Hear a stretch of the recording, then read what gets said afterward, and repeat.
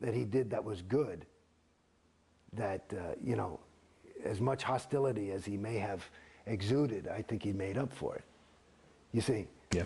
I mean, I don't buy it. I never bought it. And you know, again, in my universe when I was in it, you know, I just thought, you know, because you part of the thing when you're in it, you know, LRH is this super duper guy, so you make him into your own super duper guy, I suppose, probably. Well, you're looking at the current management, David Miscavige, COB, and you're thinking, well, is he in it for the money? What's your view of L. Ron Hubbard now? Well, you know, I mean, again, I don't have all the data. I read some of the books that are out that are critical, Barefaced Messiah and Madman or Magician or whatever it was. Madman or Messiah. Right, that one, mate, and Piece of Blue Sky. Piece of Blue Sky, and you know, and then there's stories. Yeah, I think that, you know. So I don't know if all that's true, but it's consistent. One of the ways for me that I can detect whether something is true or false is for inconsistencies. You know, you say the guy, you know, wore blue shoes, and here's a picture of him in red shoes. So I never saw anything inconsistent. But you know, I didn't see it with my own eyes. But there's you know, the person seemed reliable. But again, here I am, I'm just pulling out of this thing, and I thought LRH was reliable. And I don't.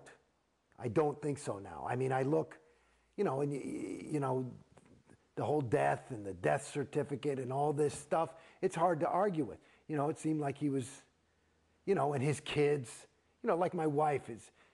My wife is an interesting person to talk to as well, because she's class 5 OT5, or class 4 OT5, and but she's like one of those people. She could probably, you know, do heroin for a year and then just say, oh, you know what, it's making me too skinny, and just put it down. You know what I mean? She's not a person, you know, and she was, you know, everybody loved her. You know, a lot of, you know, she was Jason Beghe's wife to some degree over there, but she's a remarkable person in her own right. And one of the ways is that she just doesn't, she's one of those people you just can't brainwash. So when she got out, it was kind of like, you know, that's it. She just, you know, she didn't even talk. I mean, it was like, I said, you know, honey, I'm thinking about doing this. I think she was like, you know, okay, fine, whatever. Flip the burger. And yeah, you know, because I think they're, you know, because she had said, she had always pointed out things that were inconsistent also. And, like what? Well, all these fucking OTs that aren't OT. Like, that's a fucking OT? And what's an OT supposed to be? Somebody who's at least able. Somebody who can, like, walk and chew gum. I mean, there's people that are OT that are some of the most incompetent, stupid people. I mean, when I say, that sounds, my definition of stupid is not, you know, necessary. It's not, it doesn't have anything to do with data or education. It has to do with being able to say, I mean, I'm talking about people put their hand on the stove and go, hey, hey, hey, my hand's hot. My hand is hot. You know, I'm talking about that kind of stupid. I mean, and like, unreal. What's wrong with you? What's wrong with you?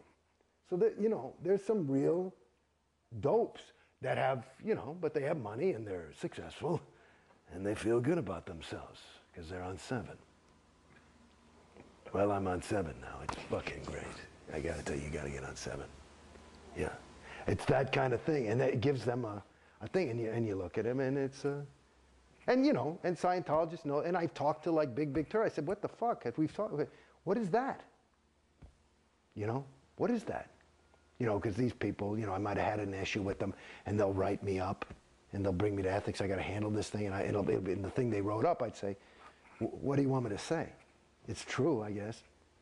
And they go, well, you know, I'm not going to say the name, you know, Well, you know who he is. And I go, yeah, okay. We just had to bring it in because it's written up.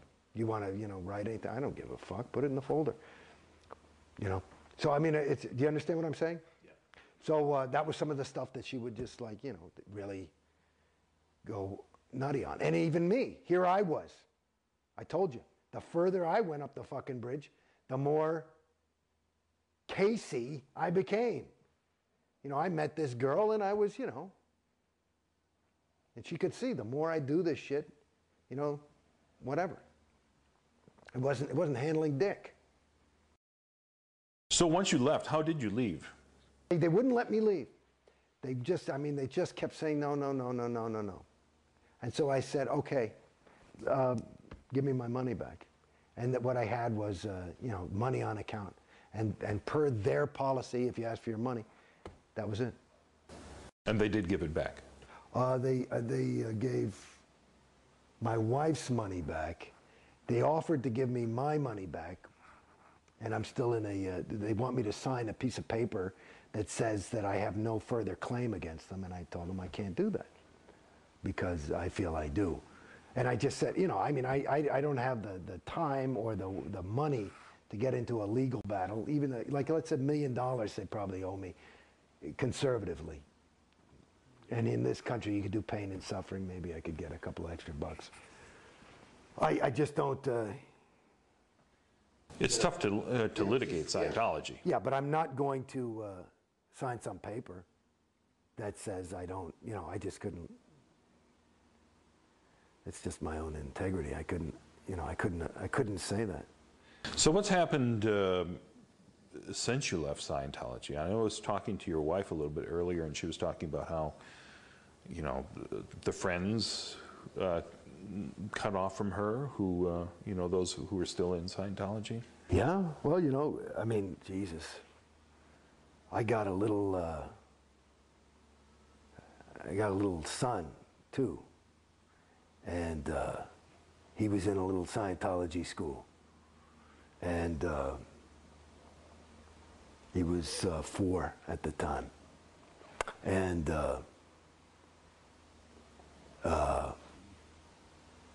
no school was started. We moved. So we're in the process of moving. So it was and moving to we moved to this big property out here. It's a big different thing, and it's a long way away. And they kicked him out of school. It was a Scientology school? No, yeah. They kicked him out. So he had nothing to do, and it fucked him up because he had, why can't I see my friends? And that was all his friends. And, and this was a time when, Mom and Dad were really busy. I'm working. We've got a little tiny infant at the time, and we're moving to an enormous thing. And plus, this whole place you're in was under construction. There was a period we were in one of those Airstream type of things, and nothing for him to do, and that was one. So yeah, our friends. I knew I could see I was pulling away, so I'm kind of an antisocial personality anyway, so I don't really hang around people, But my wife, with the kids and stuff.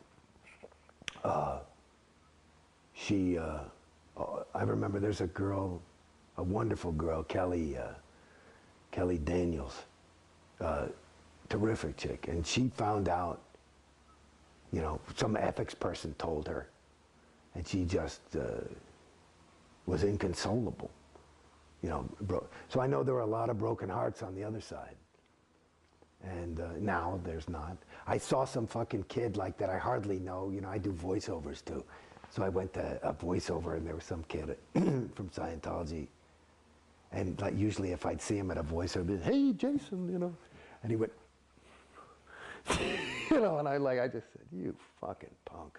That's what I said to him. It's just like, you see that's it in a nutshell. Both of them are alive. The Jason, because we're Scientology.